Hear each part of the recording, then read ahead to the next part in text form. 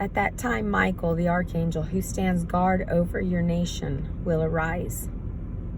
Then there will be a time of anguish greater than any since nations first came into existence. But at that time, every one of your people whose name is written in the book will be rescued. Many of those whose bodies lie dead and buried will rise up, some to everlasting life, and some to shame and everlasting disgrace. Those who are wise will shine as bright as the sky, and those who lead many to righteousness shall shine like the stars forever.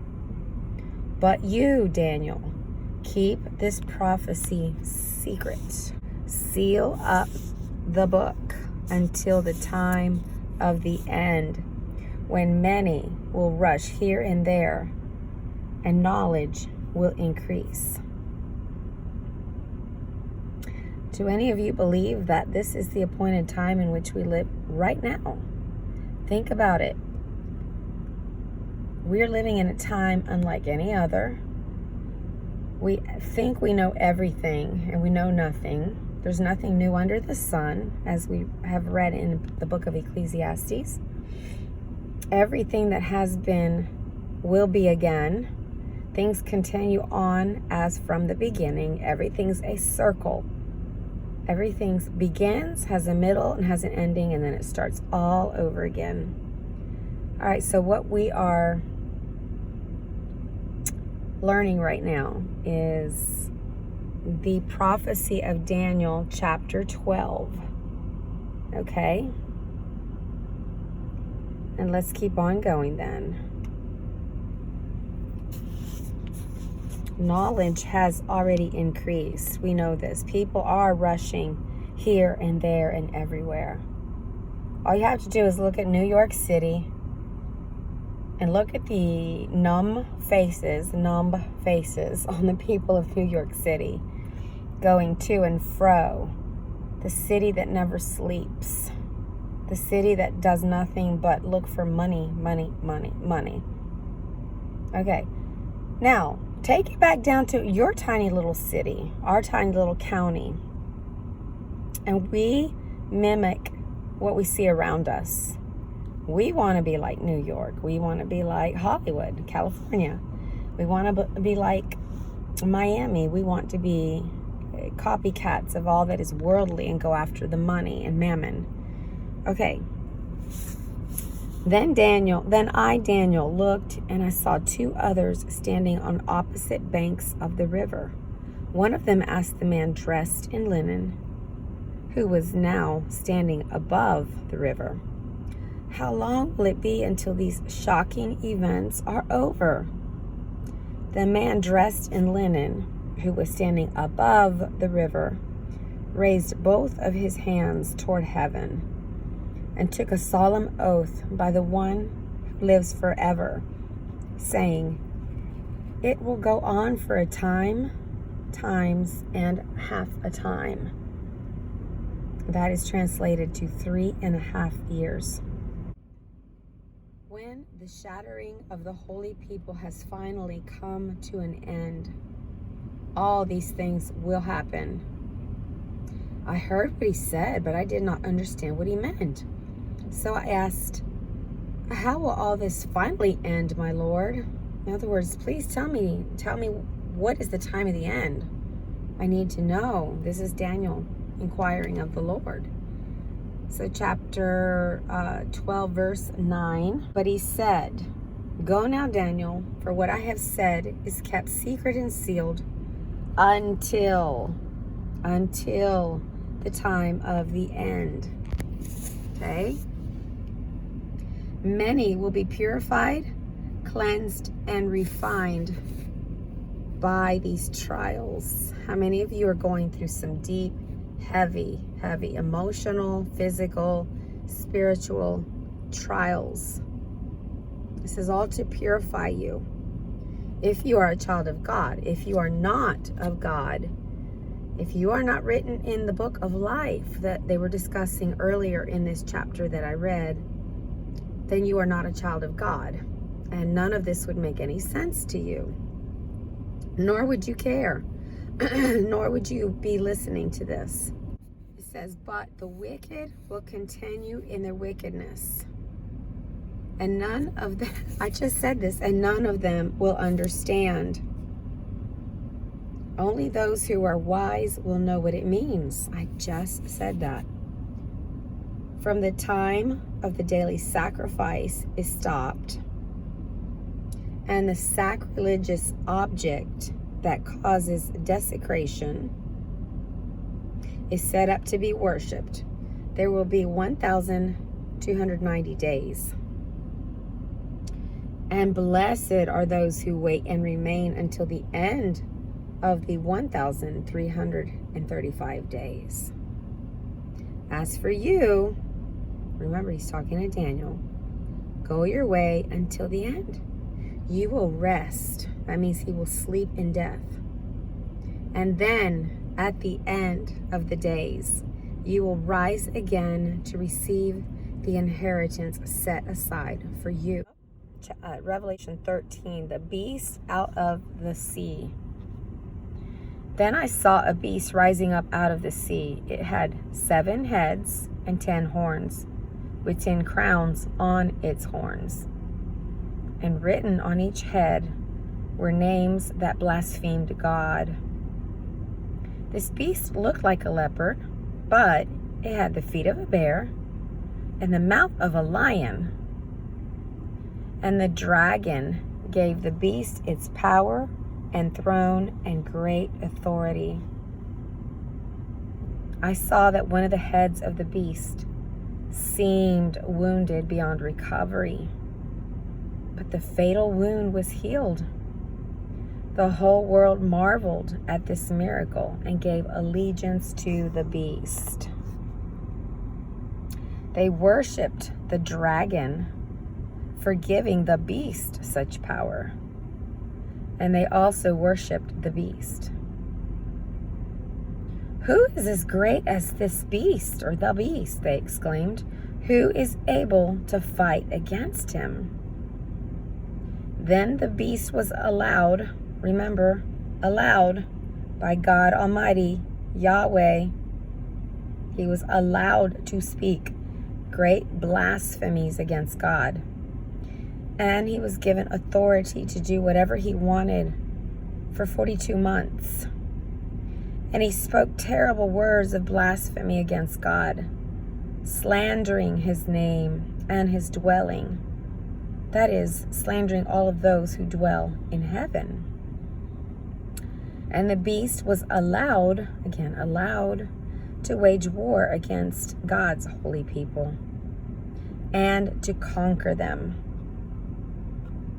And he was given authority to rule over every tribe of people and language and nation. And all the people who belong to this world worshipped the beast. They are the ones whose names were not written in the book of life that belongs to the Lamb. Remember, if your name is written in the book of life, then you belong to the Lamb. But these ones down here who were allowed by the God, creator of the universe, to blaspheme, to desecrate, to speak evil against everyone who is in heaven at this moment, speaking of this particular prophecy. Okay? Those are the ones that the people on the earth living at that time, it has not happened yet. They belong to this world, not to Jesus Christ, to Father, to Yahweh, Yahushua. Okay? They are the ones whose names were not written in the book of life, that belong to the Lamb, who was slaughtered. Who was slaughtered? Jesus Christ. Yahushua HaMashiach. Okay, Yeshua died on the tree for us. The Lamb who was slaughtered before the world was ever made. Okay? Then it tells you, because this is hard to understand, it says here anyone with ears to hear should listen and understand. Anyone who is destined for prison will be taken to prison. Anyone destined to die by the sword will die by the sword. This means that God's holy people must endure persecution patiently and remain faithful.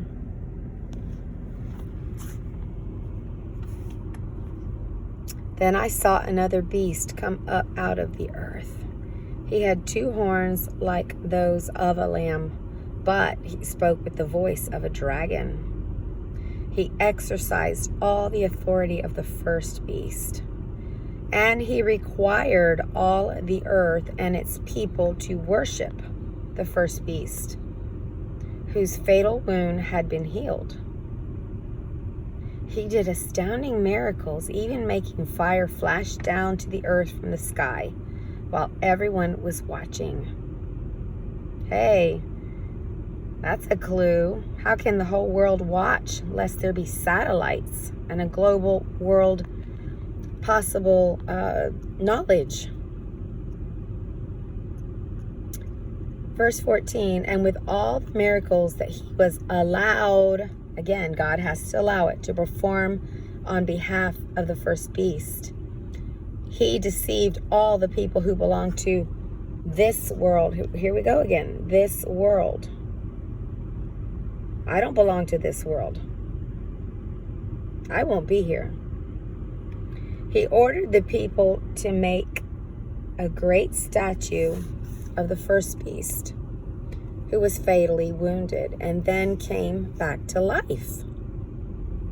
He was then permitted by God to give life to the statue so that the statue could speak. Anyone refusing to worship it must die. He required everyone, small and great, rich and poor, free and slave, to be given a mark on the right hand or on the forehead. Are we there yet, guys? How do you take your children's temperature these days? You do it by a laser beam shot straight in the middle or in between the eyebrows of your child. Apparently, there is something there, isn't there? Otherwise, you would be shooting at the pinky toenail or the back of the ear. He required everyone, small, great, rich, poor, free, slave, to be given a mark on the right hand or on the forehead. And no one could buy or sell anything without that mark, which was either the name of the beast or the number representing his name. He will tell you, let the one that has understanding solve the meaning of the number of the beast, for it is the number of a man. The number of man is 666. Then I saw the Lamb standing on Mount Zion. Who is the Lamb? That's Yahushua. That's Jesus. And with him were 144,000 who had his name and his Father's name written on their foreheads. Oh, here we go again with that forehead, huh? And I heard a sound from heaven like the roar of mighty ocean waves or the rolling of loud thunder. It was like the sound of many harpists playing together. This great choir sang a wonderful new song in front of the throne of God and before the 4, here we go again, living beings and the 24 elders. No one could learn this song except the 144,000 who had been redeemed from the earth. Kept from the earth, y'all. These particular people, the 144,000, have kept themselves as pure as virgins, following the Lamb wherever he goes. They have purchased from among the people on the earth as a special offering to God and to the Lamb. They have told no lies, and they are without blame.